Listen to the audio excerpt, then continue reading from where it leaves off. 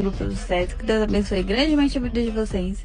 E vamos lá, ela fez um pedido de uma barra de 160 gramas de brigadeiro e 160 gramas de espanhola com chocolate meio amargo. Gente, esse recheio de espanhola é maravilhoso, vocês não estão preparados para ele. E eu desenformei. Aí essa barra de brigadeiro, eu não gostei muito porque ficou meio falhada. Eu peguei chocolate, taquei granulado em cima pra ficar bem bonito, né? E aí vem a minha queridinha. Qual que é a minha queridinha? É a barra de Oreo. Gente, essa barra é maravilhosa. Vocês não têm noção, não.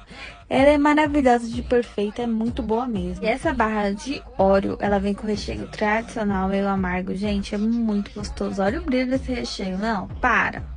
Ah, e antes que eu me esqueça, se você estiver gostando desse tipo de conteúdo, então me segue aí e deixa o seu amei. Bom, agora é só desenformar tudo, embalar no papel alumínio e na embalagem que a cliente escolheu. Ficou legal, né, gente? Adorei.